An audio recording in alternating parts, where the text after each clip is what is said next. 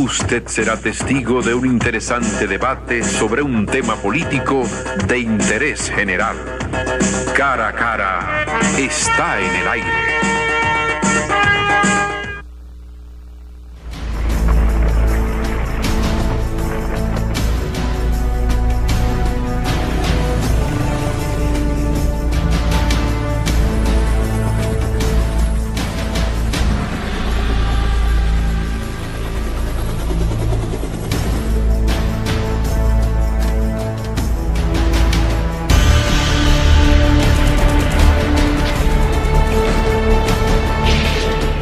El 20 de diciembre de 1962 fueron celebradas en la República Dominicana las primeras elecciones libres, luego de la oprobiosa dictadura trujillista. Desde el cierre de las votaciones empezaron a conocerse los resultados. El PRD había triunfado en 22 de las 27 provincias del país. Ya para el 22 de enero de 1963, la Junta Central Electoral declara oficialmente electo al profesor Juan Bosch, quien se juramentó como presidente constitucional de la República el 27 de febrero, en un acto sin precedentes ante la Asamblea Nacional.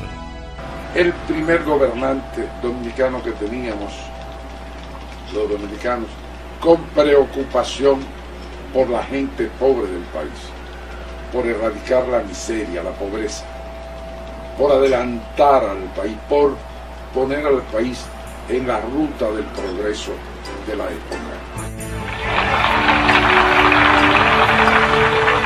Nosotros estamos aquí con la decisión de trabajar, no de odiar. Dispuestos a crear, no a destruir, a defender y a amparar, no a perseguir. Mientras nosotros gobernemos en la República Dominicana, no perecerá la libertad. Bienvenido a este su programa Cara a Cara, el paso de siempre presentamos temas de interés general. Hoy vamos a presentar un programa muy especial, porque tengo aquí conmigo y para ustedes a una personalidad que en un momento aciago de la vida dominicana, él dio el paso al frente y logró, viniendo de los estamentos militares, él logra poner en alto a su institución y poner en alto al país, porque él estuvo totalmente de acuerdo con aquel movimiento que pedía la restitución del profesor Juan Bosch y su gobierno, el primer gobierno que se daba a este país luego de desaparecida la tiranía trujillista. Pero ya todos saben qué sucedió con ese brillante ensayo. Y entonces, ¿qué sucede? Que dice el refrán que lo importante no es como uno comienza, sino como uno termina. Y por ejemplo, a ese, el gran líder de la Revolución de Abril de 1965, muy amigo del invitado que tenemos con ustedes aquí hoy, me refiero al coronel Francisco Alberto Camaño y Deñó, se decían muchas cosas, inclusive todavía hay gente que le recuerda el caso de Palmasola, allá por los años 62, donde hubo una escaramuza ahí con una gente que predicaba una doctrina extremadísimamente rara, tipo religioso y cosas, y ahí se produjo un enfrentamiento y el coronel Camaño resultó seriamente herido. Entonces él estaba reprimiendo a la gente que practicaban esas cosas, él estaba cumpliendo una orden porque lo mandaron a eso, pero el coronel se recuperó. Pero se le alegaba también que Francis era hijo de un trujillista, claro que era hijo de un trujillista, y el coronel Rafael Tomás Fernández de Domínguez, que era originalmente el líder de la Revolución de Abril del 65, también se decía que era hijo de un trujillista. pero cuando era necesario darle un vuelco a este país, tanto Camaño como su gran amigo y pariente, Rafaelito Tomás Fernández Domínguez, ellos decidieron entonces dar el paso hacia el frente. Y digo que lo importante es cómo uno termine. Y hay gente que comienza bien, sigue bien y termina bien, porque no tiene ninguna caramuza, nada que lo pueda tipificar como que en su vida hizo algo que no era correcto. Y cuando uno dice que se incluye en movimientos conspirativos, porque antes de la revolución hubo preparativos y muy serios y muy comprometedores, en un momento en que la cosa aquí no estaba fácil.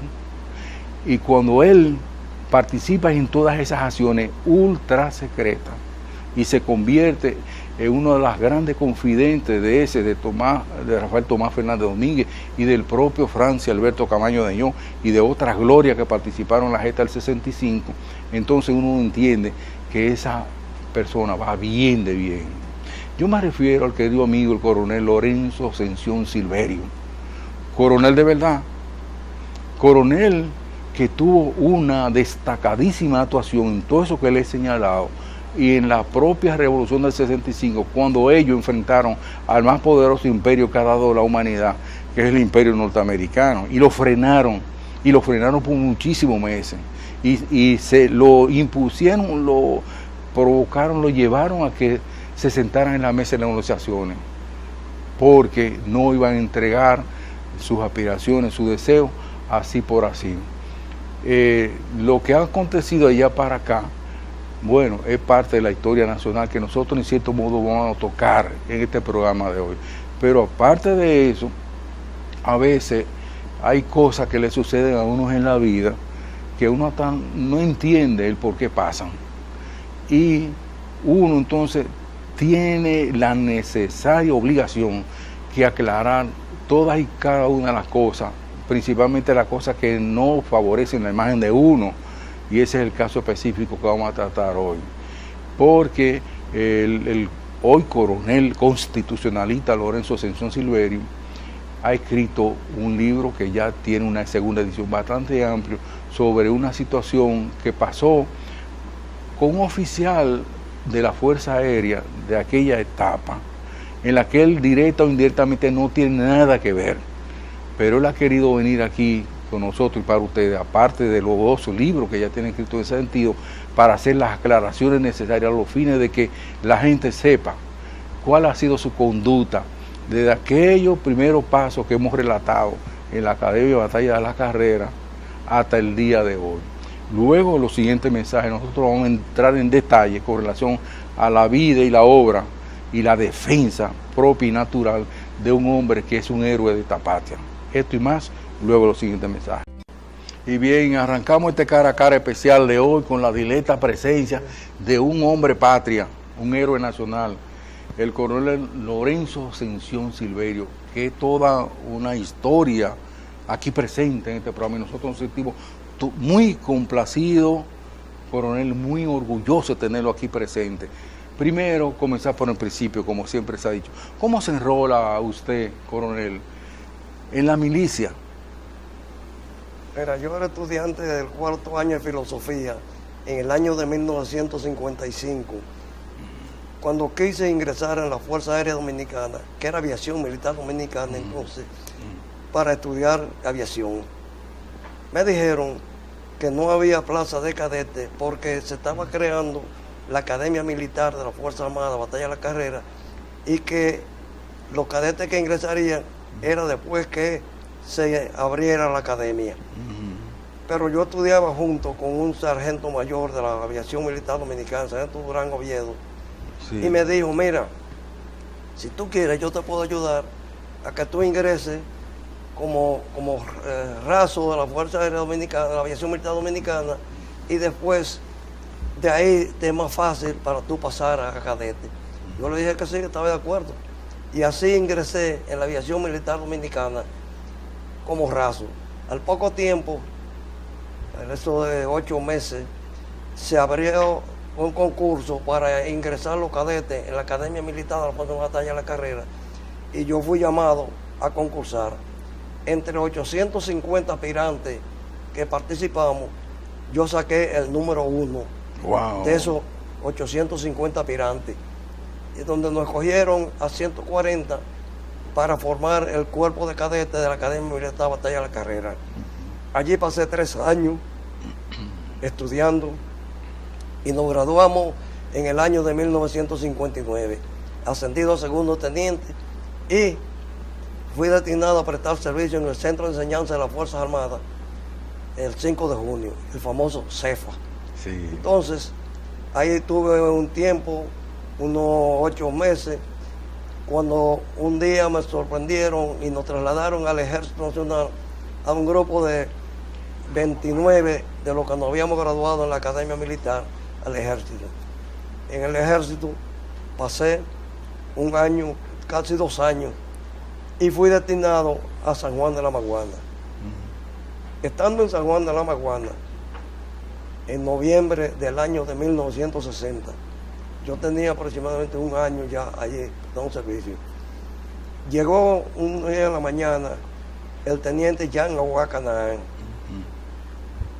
y me pidió, él me conocía a mí de la aviación, éramos conocidos, que yo lo ayudara a buscar un pelotero que él fue a buscar para ingresarlo en el equipo de pelota del Centro de Enseñanza de las Fuerzas Armadas. Allí yo le dije que sí, que yo sabía quién era, porque yo jugaba pelota con él allí en San Juan.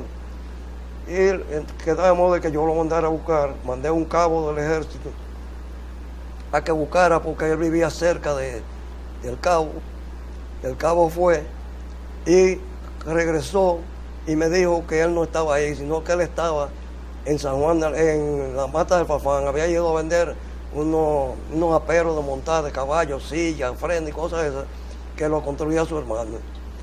Jan Aguacanán se había ido a la casa de Pedro Rodríguez Botello, un teniente ventista, que era amigo de él porque estuvieron juntos en restauración, se conocían, y se fue a desayunar a la casa de Pedro Rodríguez Botello.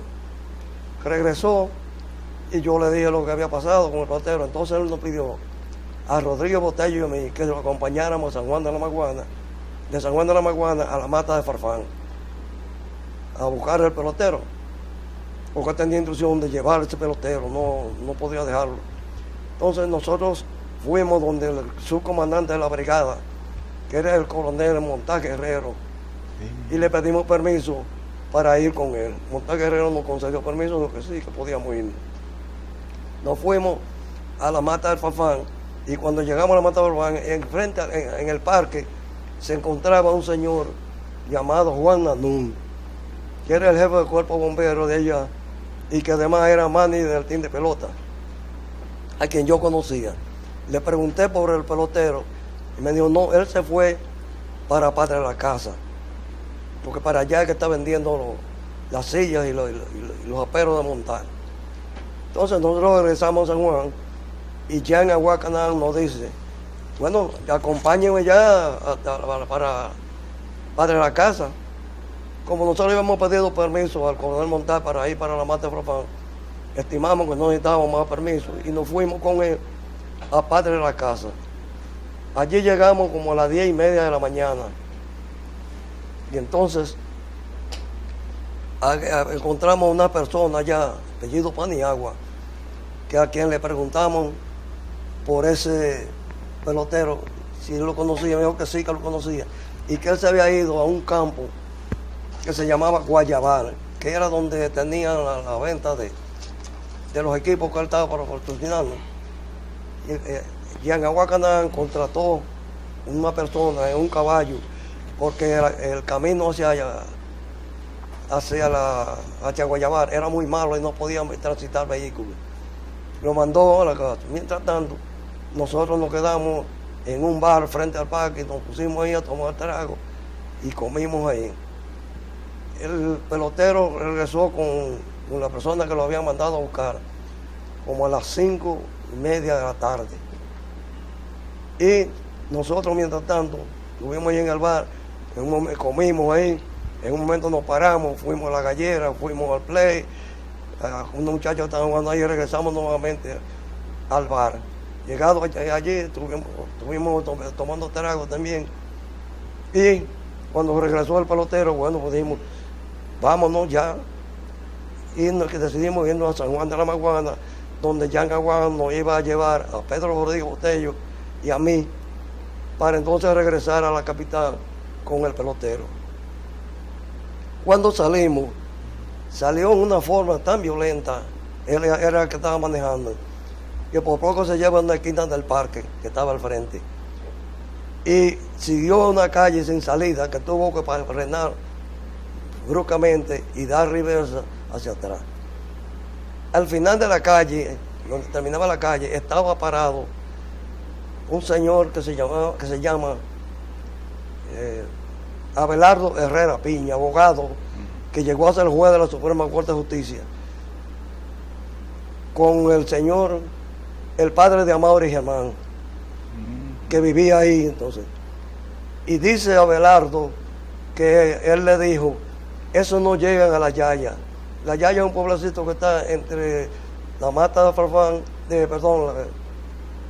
Padre de la Casa, y la carretera que va de Azo a San Juan de la Maguana.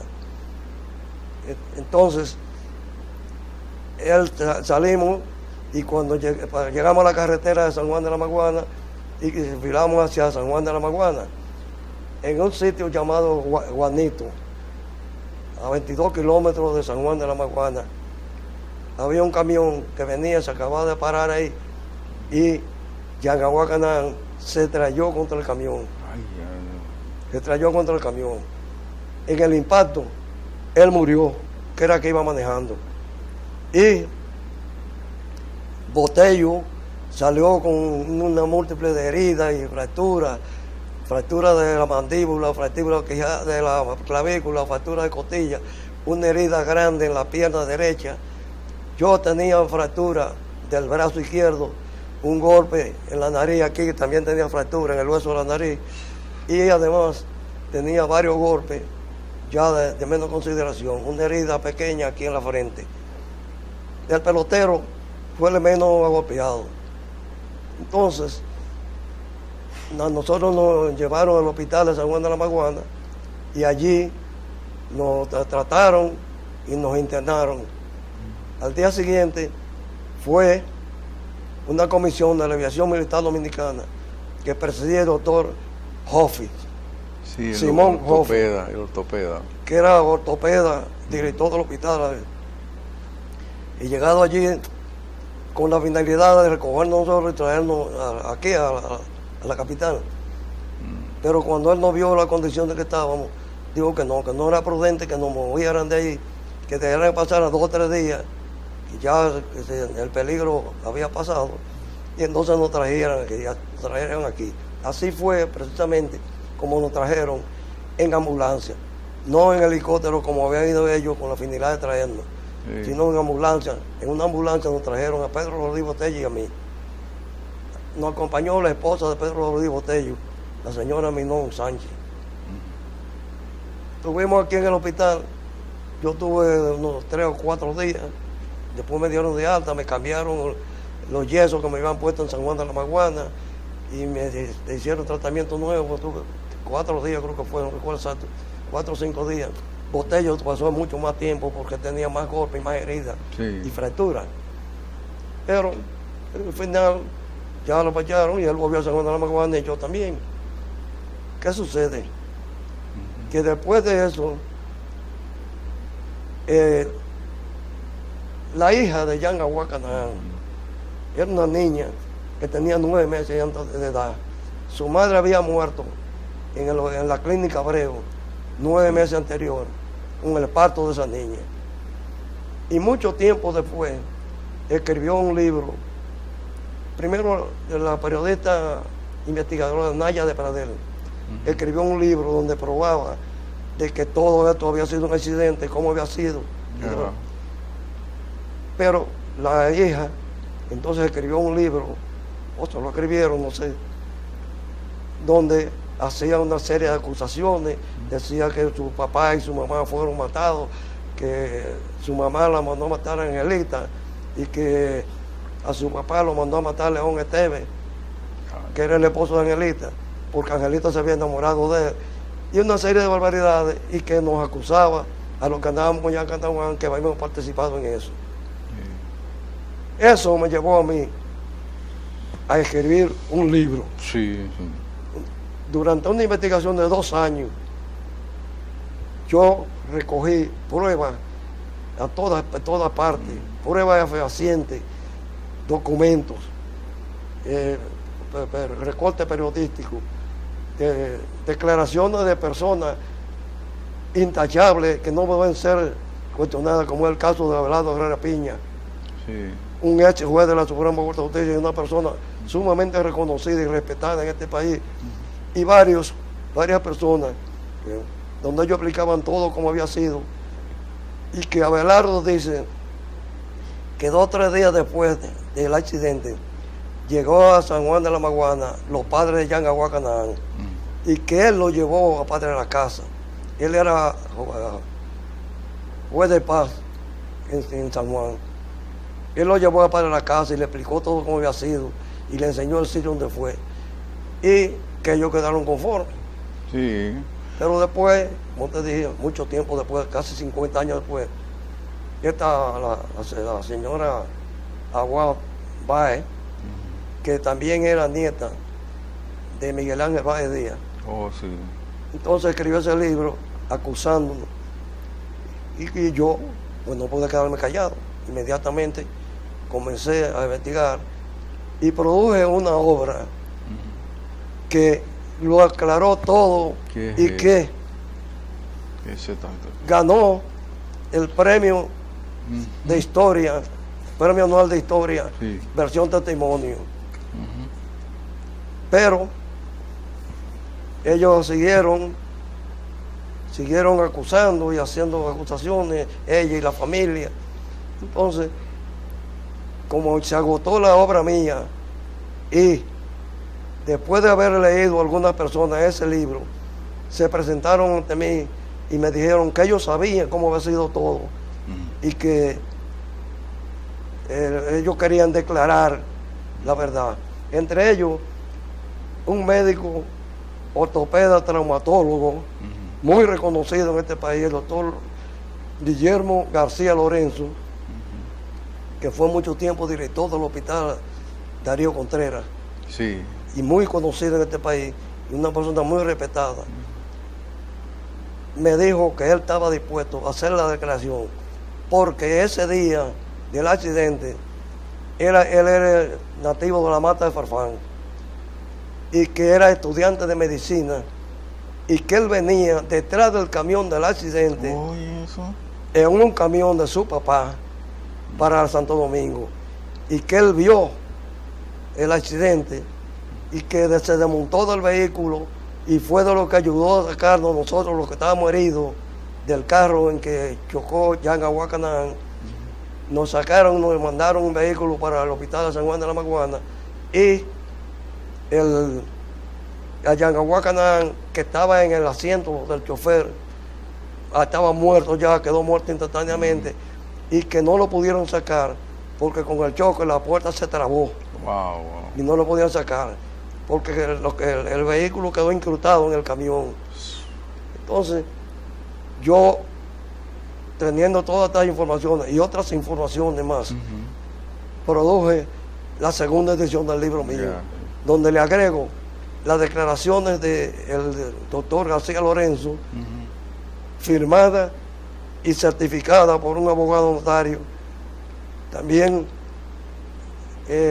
un acto de alguacil que nosotros enviamos al señor Eduardo Díaz, primo de la esposa de Canaán y de la señora Mayra Díaz Pereyó de Jiménez, porque ellos enviaron una carta, la llevaron a la Fundación Manolo Tavares Justo, que me iba a hacer un reconocimiento a mí por mis actuaciones en la vida, que había sido mi comportamiento. Esa fundación me iba a reconocer. Entonces ellos se presentaron con esa carta acusándonos nuevamente. La fundación dijo que no. La fundación dijo que ellos, la verdad que ellos me conocían, que sabían que cómo había sido todo y cuál había sido el comportamiento mío y mi historia en este país. Claro. Entonces, me dieron una copia de la carta que ellos llevaron y yo cogí esa carta y preparé con un abogado un acto de alguacil donde le exigía que se retractaran de esas acusaciones o que lo iba a someter por difamación e injuria. Sí. Tuvieron que retratarse y aquí en el libro también aparece la carta que ellos se retratan pidiendo excusa por las aclaraciones que hicieron. Entonces, eso, pero también en el libro de Pilar Aguad, la hija de Canaán, ella decía que yo era que le habían conseguido una pistola a León Esteves, que vivía aquí en el país ya, y que esa pistola era la misma que él tenía cuando era coronel, y que yo se la conseguí y que con esa fue que se mató él, que se suicidó. Una mentira de Pablo Grullo. Entonces, como las cosas salen, claro, como dice el doctor Boncho Castillo, la mano de Dios siempre aparece. Sí. Leyó el libro mío, el general Pedro Díaz Mena, y me dice, no, pero la pistola a quien se le entregué fui yo.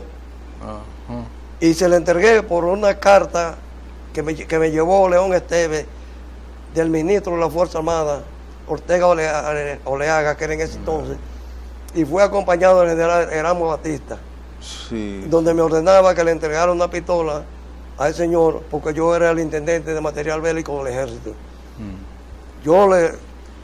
El coronel me preguntó que qué arma me preferiría que entregaran. Yo le dije que yo le recomendaba una pistola 45, a lo mejor ya lo aceptó así. El que general Díaz Mena me firmó también una declaración y la certificó ante abogado notario de esa situación. También dijeron que yo había organizado un homenaje a León Esteves y que inclusive estaba recogiendo ropa para entregársela y cosas de eso. Otra mentira había. ¿Qué sucede? Cuando la promoción mía celebró los 60 aniversarios, los 50 aniversarios, nosotros escribimos un libro sobre la academia. Y antes de la celebración, el comité organizador hizo una reunión de la promoción para decidir lo que se iba a hacer y cómo se iba a hacer. Ese día se planteó si se invitaba a León Esteves a esa actividad. Yo era el presidente del comité y yo me abstuve de votar. Y se votó y a unanimidad votaron que sí, que debía invitarse. Había sido el director de la academia mientras nosotros fuimos cadetes en la primera promoción. Entonces se le invitó, pero se invitó por parte del general Abelardo Freite Báez, que era el secretario del comité, porque yo me abstuve. Entonces él lo invitó y por eso fue. Cuando estando allí en la celebración del 50 aniversario, el ministro de la Fuerza Armada, que presente estaba toda la plana mayor, en un acto muy bonito que se hizo, el ministro de la Fuerza Armada llamó al coronel León Esteves, que estaba allá, que viniera para que él entregara pergaminos de reconocimiento. A cada uno de los grupos, del grupo de la promoción, se le entregó un pergamino de reconocimiento. Y el ministro de la Fuerza Armada lo llamó para que él le entregara algunos de esos reconocimientos. Ellos me acusaban que era yo que lo había llamado. Pero el general Freite también firmó una declaración jurada y certificada. Y así todo. Entonces, nosotros hemos terminado esta segunda edición que está aquí. Y como te dice, el que ganó el premio. Bueno, así veo. De literatura. El libro de historia del año 2015 y que fue evaluado en la Feria del Libro por 3 de los principales historiadores de este país y que yo no tengo nada que ver con ellos. El doctor Bernardo Vega, el licenciado Manolito García Arévalo y el historiador Guerrero Sánchez. 3 historiadores, miembros de la Academia de la Historia y de la Academia de Ciencias, y ellos consideraron que ese era el mejor libro de historia de ese año. Wow. Y me premiaron a mí con ese premio. También. Entonces, esa es la situación que todavía han seguido con mucho, pero ya han tenido que resaltarse. Y nosotros vivimos tranquilos, con nuestra conciencia tranquila, como ha sido nuestro actuar durante toda la vida. Pero claro que sí. Así a grandes te doy esa reseña. Yo me siento particularmente muy alegre porque eso haya sucedido así, porque te conozco hace más de 40 años.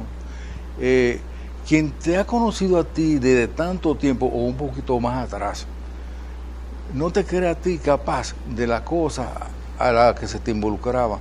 Y son los hechos que te defienden a ti. Todos esos testimonios te dicen a ti, claro, pero si yo hubiera participado en un acto en contra de ese señor, a mí no me pasa lo que me sucedió. O sea, en buena justicia, ahí está todo eso resuelto, pero entiendo tu posición de aclarar a la posteridad, a la opinión pública, cuál era la verdad de los hechos. Y no has sido tú, ni hemos sido algunos de tus amigos que le hemos aclarado, sino precisamente la familia del oficial Jan Aguán. Bien, debemos hacer un breve corte comercial, coronel, para entonces regresar y volver a eso que iniciamos, o sea, cómo te involucras tú en esa bonita epopeya que libró esta nación en los años del 1965, cuáles fueron los contactos y todas esas cosas que llevó a este pueblo a un hecho histórico también.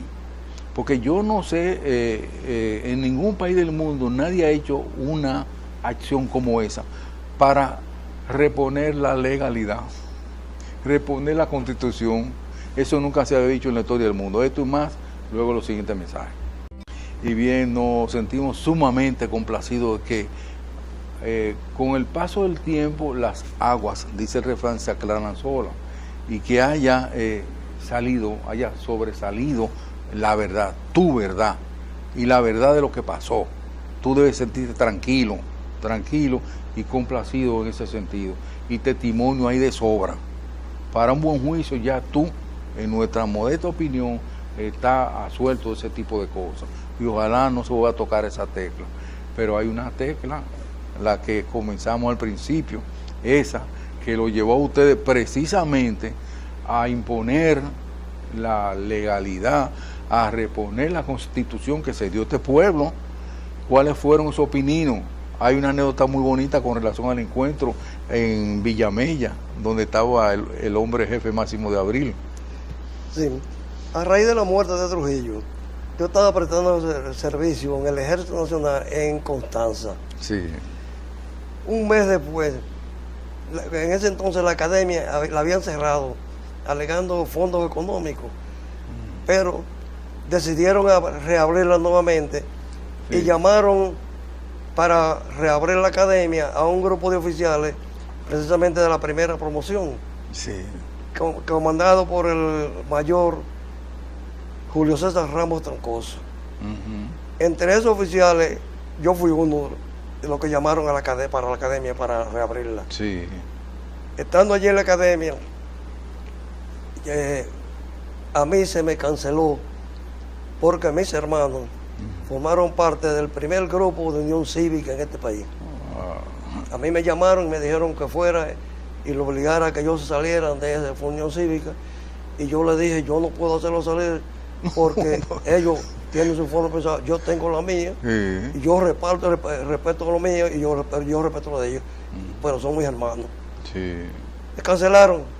Entonces, cuando se produjo el golpe de estado de Chavarría, general Chavarría en Santiago, el subcomandante de la base de Santiago era Elías Wessing y Wessing, que me tenía mucho aprecio a mí, y me llamó, ven para acá. Yo inmediatamente cogí un vehículo de aquí en la noche y me fui a Santiago. Llegué allá a Santiago, inmediatamente me dieron armas y me dieron uniforme, cosas, los mismos compañeros míos que estaban allá, promoción. Y después vinimos aquí a Santo Domingo y aquí me llamaron nuevamente, me reintegraron otra vez en la Academia Militar. Sí, el mismo hombre que después tú ibas a combatir en el 65, el que hace ese gesto hacia ti, mira lo que es la vida. Estando en la academia, se produjo las elecciones de 1962, la cual ganó abrumadoramente el profesor Juan Bosch como presidente de la República.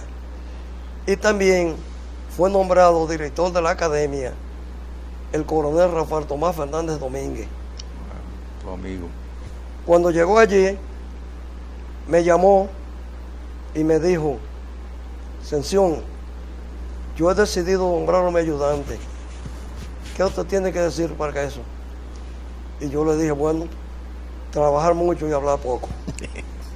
Y me dijo, está nombrado.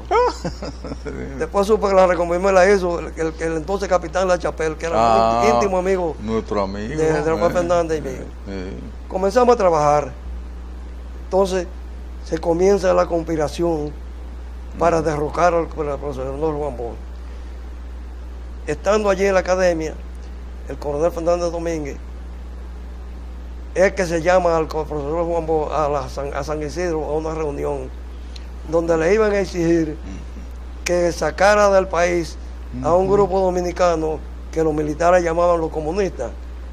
Todo el mundo sabía que no eran comunistas, eran personas de ideas avanzadas, pero no eran comunistas. Entonces, ese día, yo voy de aquí, de la ciudad, para la academia con el coronel Fernández Domínguez. Y en el camino me dice, Ascensión, ¿qué tú sabes de lo que está pasando aquí con el gobierno? Y unos señales de golpe. Yo le digo, bueno, cuando yo bajaba de mi casa, del tercer piso del edificio Menéndez, en la George Washington 83, donde hoy está el hotel Quinto Centenario. Una joven que vivía ahí en el segundo piso, llamada Xiomara Saladín, me dice, ¿qué esperan ustedes? ¿Que Belisario tumbe el gobierno sin hacer nada? Y yo le digo, no te preocupes, que nosotros sabremos lo que tenemos que hacer. Yo no tenía nada, pero esa fue la salida que tuve. Entonces le conté eso a Rafael Fernández Domínguez. Rafael Fernández me dice, bueno, yo he hablado con el presidente Bosch y le dije que yo tenía un grupo de oficiales jóvenes preparados y que echaban para adelante para nosotros que impedir el golpe de Estado. Entonces yo quiero que allá cuando lleguemos vayamos a la base aérea a ver cuál es el ambiente que hay ahí, porque se ha dicho inclusive que al presidente Bosch lo pueden matar ese día ahí. Entonces nosotros debemos tomar la medida por si acaso. Fuimos, dimos una vuelta por la base y regresamos a la academia. Cuando veníamos de la base para la academia, me dice, de los compañeros tuyos que están aquí en la academia, ¿a quiénes se pueden invitar a formar parte de este grupo? Que no sea a Héctor La Chapelle, porque ya con Héctor La Chapelle yo hablé. Entonces yo le di el nombre de varios de los compañeros, Enrique González, Renato Frías, Jiménez Germán, un grupo que estaban ahí en la academia, éramos compañeros de promoción. Entonces me dijo, mira, búsquense un oficial de esos que están ahí, que vaya al batallón blindado, donde el primer teniente marino Almanza García, y le diga que yo quiero verlo a las 11 de la mañana aquí en la academia, concurrente, que no me falle, y que pase al frente de artillería, al grupo de artillería, y busque al capitán Quiroz Pérez y le diga lo mismo. Yo escogí al entonces primer teniente José René Jiménez Germán, le di las instrucciones y él fue y la cumplió. A las 11 de la mañana estábamos ahí, el grupo de oficiales que él había escogido. Faltaban 2 oficiales que él dijo, en esta reunión estamos todos, pero hay 2 que no están aquí, pero son parte de este grupo. Refiero al entonces capitán Fernando Rafael Cabral Ortega, un hermano de Héctor Cabral Ortega. Amigo de nosotros. Y el primer teniente Freddy Biantini Colón. Sí, que es el comandante del patrón de tanques que está en el palacio para la protección del presidente, y no puede venir ahora, pero él es parte de este grupo. Entonces, nos dijo, bueno, con todo lo que él habló con el presidente, y yo he decidido convocarlo a ustedes, si ustedes están de acuerdo, nosotros vamos a crear este movimiento y vamos a aumentarlo para impedir el golpe de Estado contra el presidente Bosch.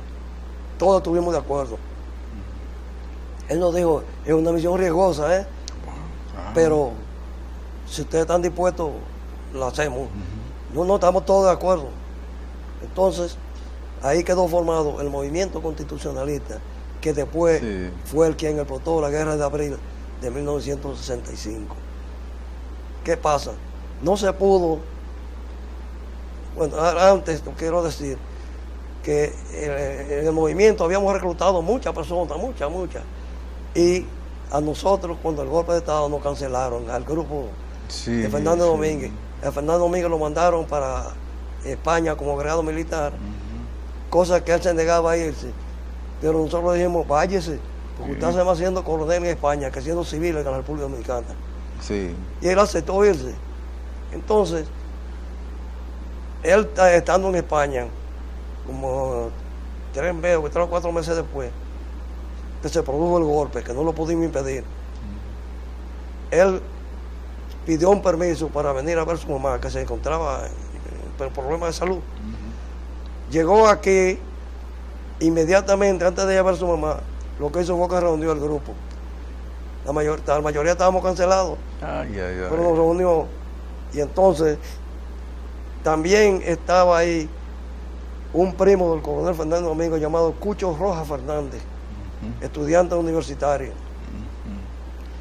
Y le dijo Rafael Fernández a Cucho, vete a la policía, a Radio Patrulla, que estaba entonces frente a la Cancillería, en la Avenida Independencia, y ve donde el coronel Camaño, y dile que yo necesito hablar con él urgentemente.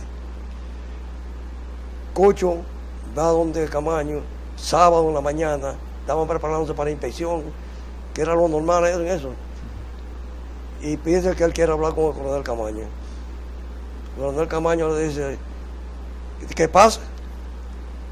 Estaba con un grupo de oficiales ahí, y le dice, ¿qué tú quieres? Dice, no, yo quiero hablar, pero en privado con usted.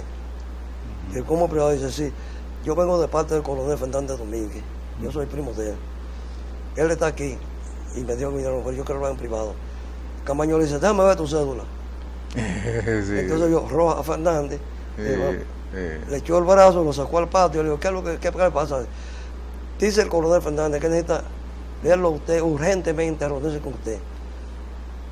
Can Francis le dice, dile a Rafaelito que nos vamos esta noche a las 7 de la noche en una casa que tiene mi papá por la carretera que va a Villamella, por ahí cerca, después de la cementera.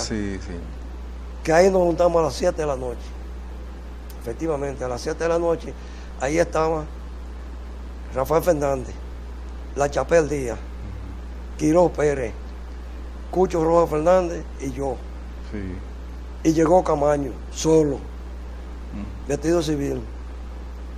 Se saludaron muy amigablemente y le dice a Rafael, mira, Francis, yo quiero que tú me digas cómo está la cosa aquí. Y Camaño le dice, mira, esto está tan malo, Rafael, que el contrabando más grande que hay en el país es por la policía de Belisario que lo mete. Entonces, Rafael le dice, mira, Francis, nosotros estamos en esto. Nosotros vamos a derrocar el gobierno que hay aquí y vamos a instalar al presidente Bosch nuevamente en la presidencia de la República. Y te necesitamos a ti.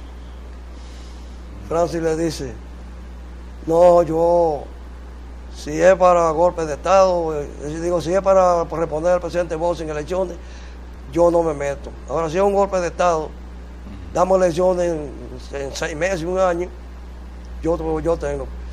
Rafael siguió argumentando, y le dice, mira, Francis,